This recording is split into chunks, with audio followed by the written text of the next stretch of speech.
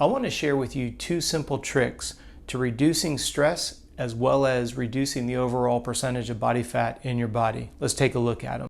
Unfortunately, there's this narrative that's being promoted on social media that you should only eat when you're hungry and you should only drink when you're thirsty. I'm going to encourage you to please listen closely because both of those suggestions are unhealthy and they are leading to a high level of stress and therefore a high level of body fat in your body.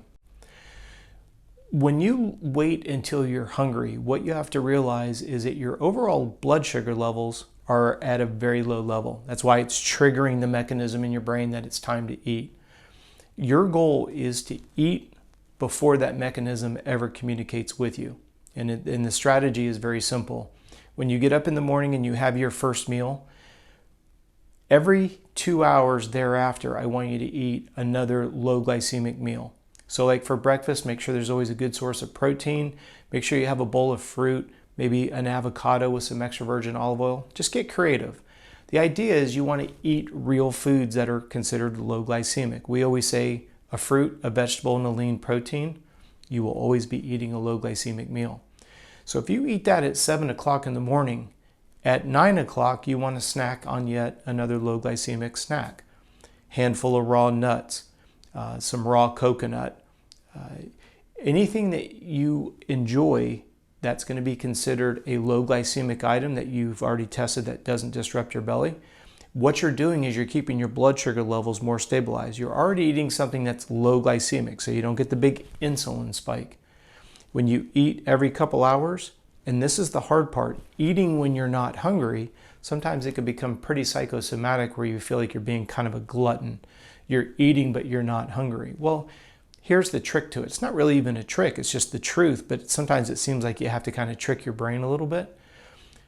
Low glycemic items tend to be low in calories. If you have a piece of fruit, or let's say you have an apple and you have a spoonful of almond butter, that's going to be considered a nutrient-rich, high-fiber snack, but it's going to be very low glycemic on the index scale. So what happens is your blood sugar stays stabilized. The only two macronutrients that satisfies hunger is protein and fat. So you have an apple, lots of fiber, high in vitamins, high in water. You have a spoonful of almond butter. It's got some oil, it's got some good fat in it. It's got some protein in it. That satisfies hunger. You're not going to be hungry 2 hours later after eating that snack, but you come in and you have some raw coconut, or maybe you have a small piece of chicken, or chicken with some sugar-free blue cheese. I'm just throwing different ideas out there. But the idea is if you graze before you're hungry, you're keeping your blood sugar levels stabilized because you're reducing the insulin spike.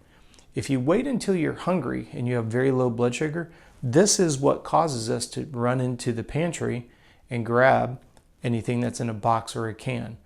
Box of chips, or crackers, a bag of chips, all these different items, right? We don't realize that when we have low blood sugar, we crave carbohydrates. When you're hungry, the way to satisfy hunger is with protein and fat. So just kind of get ahead of the curve a little bit. If you're snacking on fruits, vegetables, and some source of lean protein, and you do it every couple hours, the portion size doesn't have to be very big. Let's take a look at waiting until you're thirsty to drink. When that mechanism in your brain is triggered, you've got to recognize that you're already dehydrated. It's a self-defense mechanism. If you're stranded on an island and your mechanism is telling you need water, that's just a survival skill. So staying hydrated is very, very simple. Take your body weight in pounds, divide it by 2, and that's how many ounces of fluid you need over an 8 to 10 hour window. If you're 180 pounds, divide that by 2, that's 90. You're going to drink 9 ounces over a 10-hour period. Every hour, consume 9 ounces. That's going to keep you properly hydrated. The other side of the equation is knowing what your sweat rate is. So now let's take the hydration side of things. If you start, let's piggyback it with the food intake. If you have that breakfast at 7 and then you start with your hydration throughout the day, right? By the time you get to the end of the day, you've maintained a proper hydration level. Your brain has never had to trigger you and say, hey, we're thirsty, we need to drink more.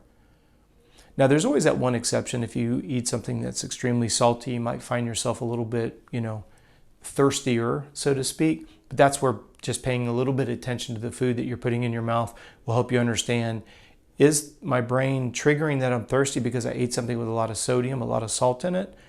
Am I dehydrated for my workout? You see the difference?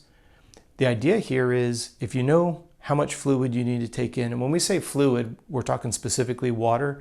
Anything that has a calorie in it, it's counted as a food, not as a strict water.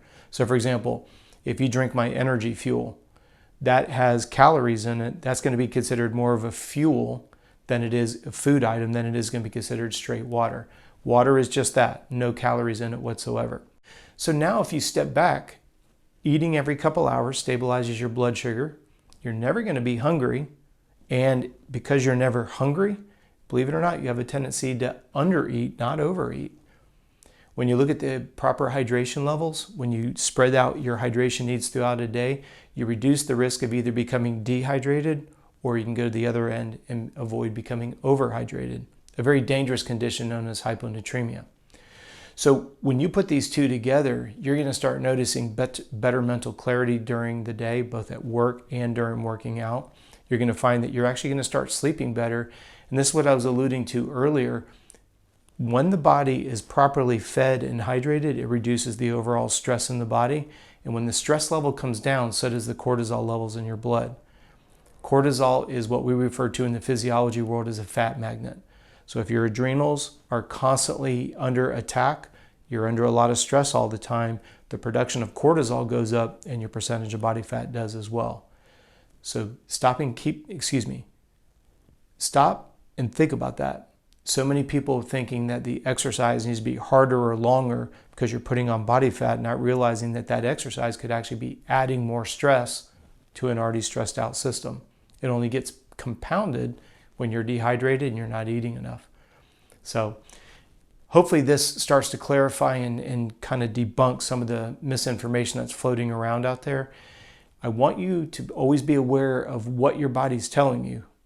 When you're craving simple sugars, that's an it's an internal sign that you actually aren't feeding the adrenals enough high quality fat.